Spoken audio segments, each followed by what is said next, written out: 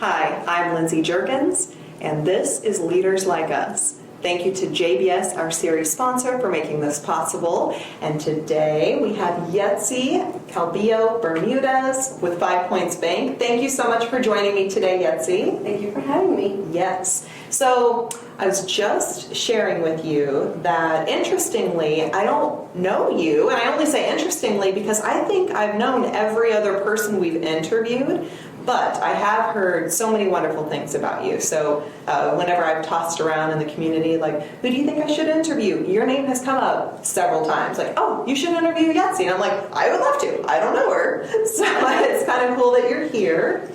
Yes, and you are a very active community member. That is one thing, again, that I've heard a lot about you. So I'm kind of curious if you could start with sharing a little bit of your history, kind of maybe a synopsis of what happened to get you to the person you are today. What's the short version of that?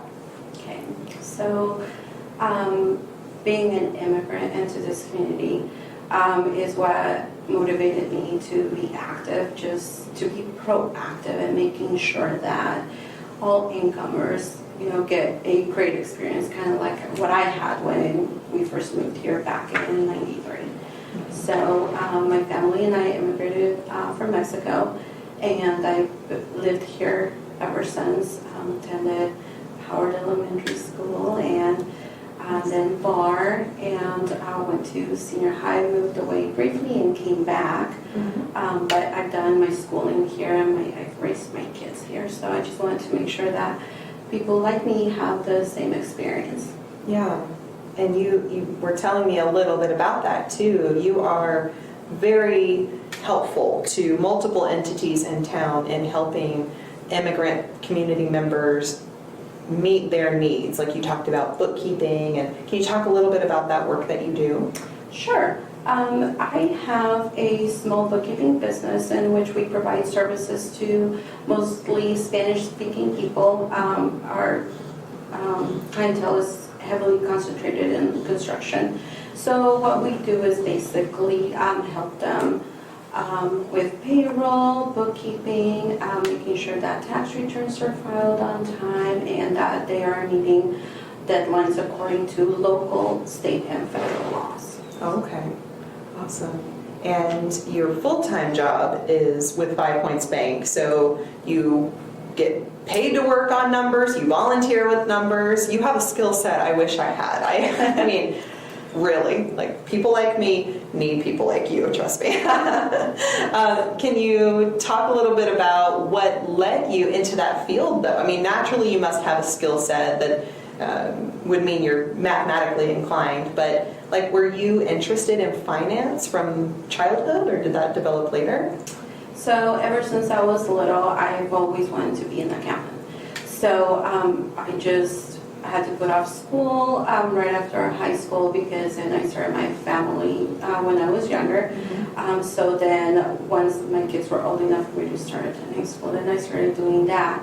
And I will be walking with my bachelor's here in January, and then I plan to sit for my CPA. So That's awesome. Good for you. it's like a dream come true, really. Yes, and you're a mom of 5, so if you did nothing else except be a mom of 5, that would be very busy. But you're a mom of 5, you have a full-time job, you do all this volunteer work, and now I'm hearing about this education you've been getting. That's truly incredible. Thank you. Yes. That is fabulous. Can you talk a little bit about your family? You've got quite an age range. Yes.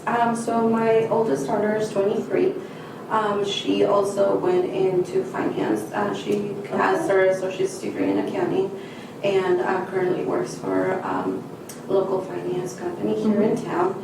And she also helps me in my business at night and every once in a while on the weekend if I need it. So, and then I have a son that's 21 that works at Hornaday. My other daughter is a sophomore in high school, and then I have 2 boys that are in 5th grade and 2nd grade at Jefferson Elementary School. Oh, that is so cool. And you're just rocking and rolling. So you've been through Leadership Tomorrow. Yes. you were in class 33. Can you talk about what, and this doesn't have to necessarily be specific to your being a class member of LT, but what does leadership mean to you? And what do you feel like you've really learned over the years and you like to apply? So for me, leadership just means being able to motivate others to do what you're doing. So going through the class really opened my eyes about how much more I can do in the community from what I was doing prior to. And I have tried ever since to make sure that I am involved in the boards that I feel meet my needs now. For example, the YWCA, empowering women, and trying to get everybody to be equal. Working moms struggle a lot, and I've been there. And even in a household where you have a husband and you have that connection, you still struggle with finding adequate daycare and things like that. So just making sure that we're making those connections with people that can help us out. I think that, to me, that's very important because I did struggle with my kids when they were younger. And also with the Multicultural Coalition, just making sure that those newcomers know where they can go for help if they need it.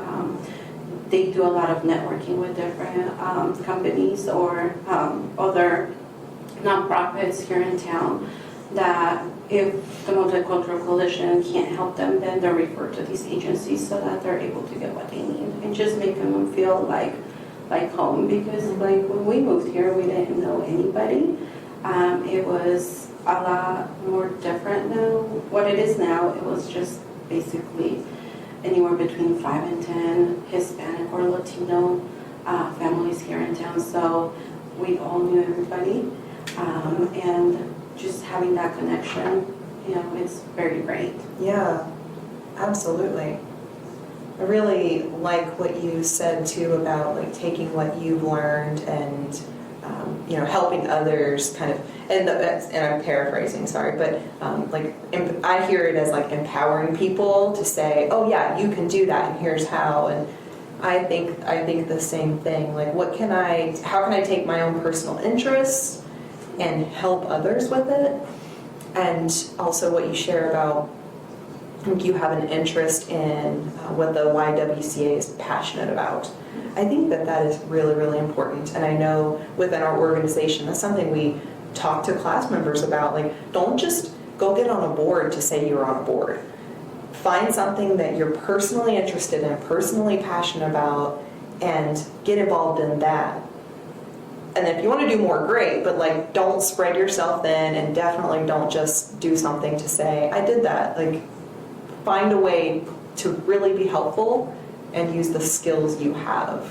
Yeah, that's really great. Once you get on the board, there is definitely, you have to put a lot of time and effort into it. You have to do a lot of things outside of work, sometimes during work hours or board meetings and things like that. But if you really love what you're doing, then it doesn't seem that hard. That's so true.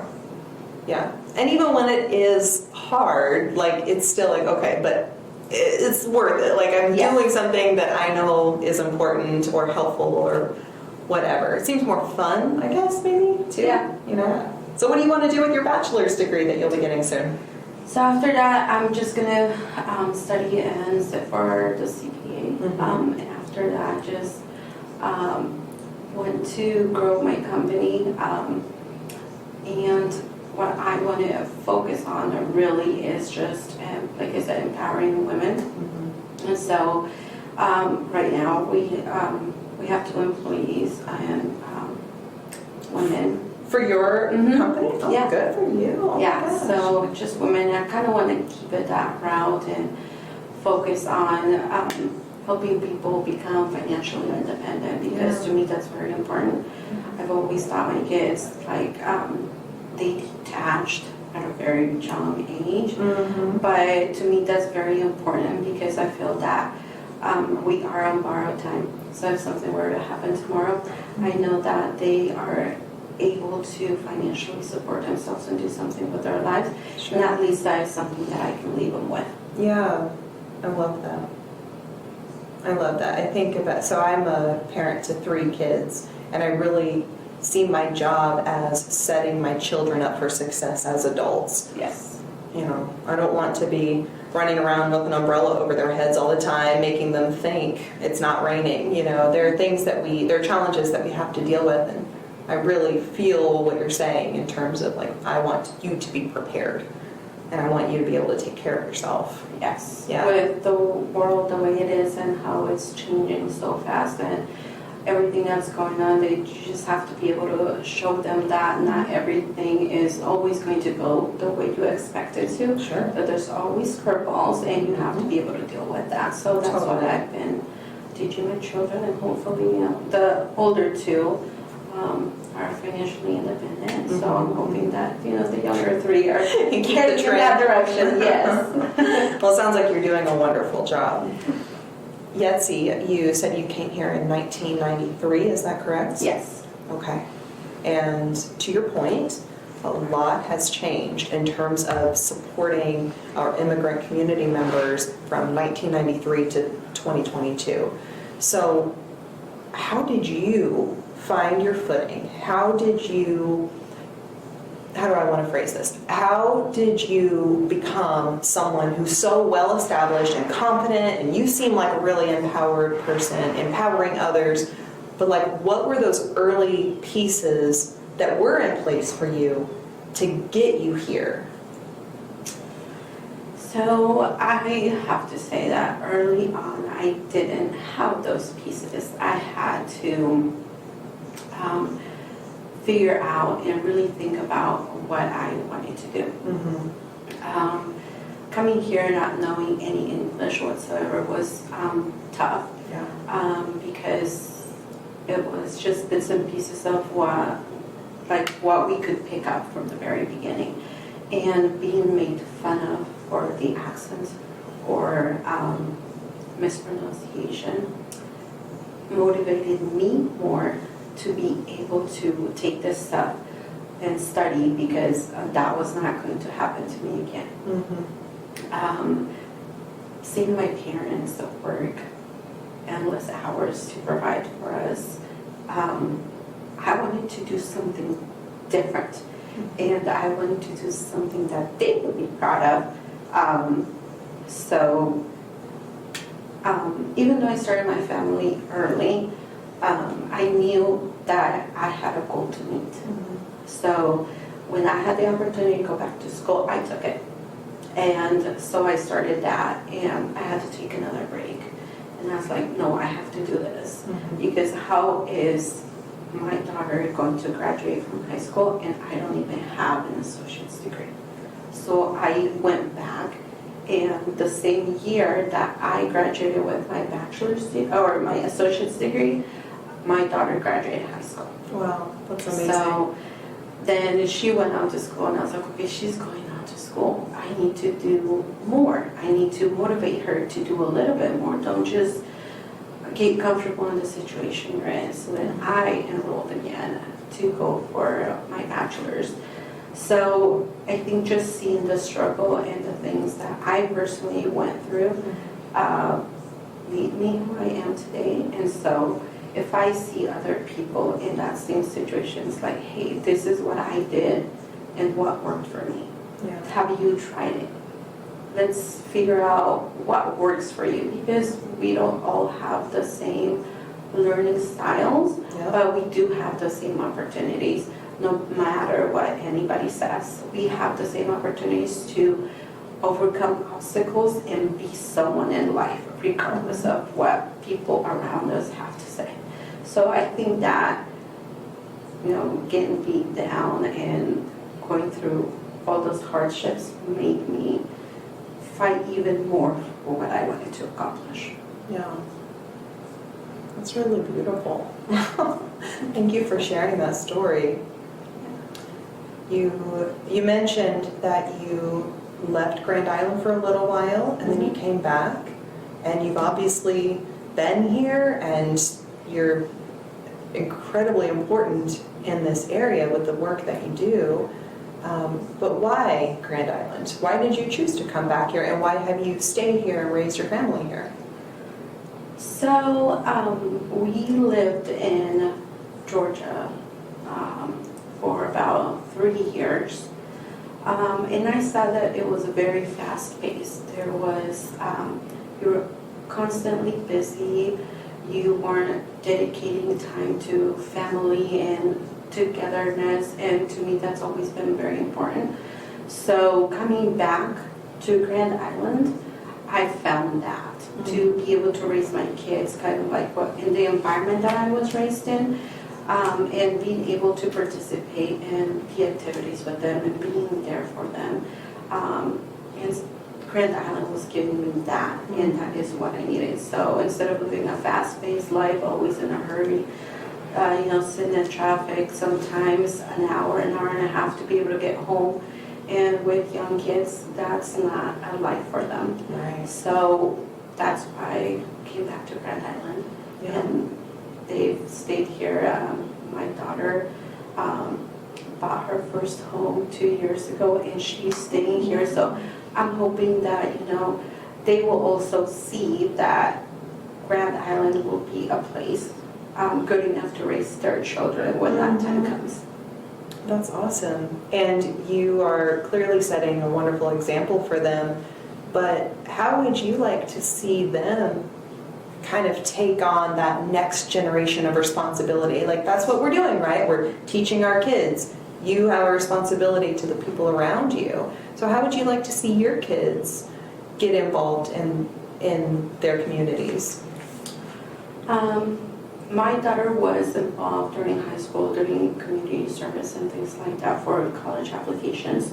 And now with her being part of my business, she also comes out and does classes with me. So that's her involvement currently. My older son wants nothing to do with that, and a guy, right? But he is very involved. I have to say that without their support, I wouldn't be able to do what I've done. Sure. Because if I was going to have to miss band competition or a football game, or their siblings needed to be picked up, I had them saying, hey, we'll do that for you. Oh, yeah. So to me, that's very important. That's their involvement in the communities, servicing people that need it. And a couple of years ago, my son that is now in 5th grade was going through a hard time and was being bullied. So we sat down and we talked about what was going on. And my son was so very upset. He's like, I can't believe this is going on. So he himself took it upon himself to go to the school and speak to the teacher and say, hey, what are you doing? Why is this continuing to happen? So I know that they will stand up for others. Sure. Like they do for their own family. So Yeah. I'm glad that they're able to do that too. Yeah. Yes. And you're obviously very proud of that. Yes. Yeah. Yes, because that's always been something that I told them, that you are your own obstacle. If you don't fight for what you want, you're never going to get it, because nobody Seriously. is going to do it for you. Excellent advice. Excellent advice. You're right. So, Advocate for yourself and Yes. advocate for those you love. Yes. Mhm. So if you see injustices, I said Mhm. you need to speak up. So, yes. And I always told my son, I said, you need to treat your girlfriend exactly the way you want somebody else to treat your sisters. Right. Right. That's great advice. Yetzi, when you heard that I would like to interview you for Leaders Like Us, and you had said that whenever you heard me kind of saying to you, oh yeah, people look up to you in the community, and I've heard a lot of wonderful things, and you're clearly a leader, you had spoken a little bit about feeling like, oh, well, is that really right? Like, I'm just doing what I need to do, and almost like with a sense of responsibility. But when you really think about leaders and like those who are important and making an impact on their community, see why you are very much a leader? I guess I just never really seen myself as such. But now that you put it that way, it makes a little bit of sense. But I'm still like, I just get up in the morning and do what I like to do, and so I just, it's just my everyday life, really, But I just, to me, it's like if I can get up and make a difference in one person's life, then I'm doing my job, and that's really why I'm involved. I just feel that maybe I started too late. For what? It's too late for what? You're right on time. Yeah, it's like maybe I started too late getting involved because my older kids, I was involved and went to basketball games and things like that. But they're like, Mom, you didn't used to do all that when we were younger. She's like, but I'm glad that you're doing it. I'm glad that you're doing it now. So that's why it kind of feels that way, that I'm not really a leader. I just do what I love to do. But you are. You are very much a leader. And I do not think of leadership as being associated with maybe the most famous person or the most accomplished person per se. It is those that are making a difference in the lives of those around them, and especially those that might have more needs than somebody else, and that's just very clearly what you're doing. So thank you so much for what you do here. The rumors are true. You're great. They hold up. Thank you again to JBS for being our series sponsor. This is Leaders Like Us, and I'm Lindsay Juergens.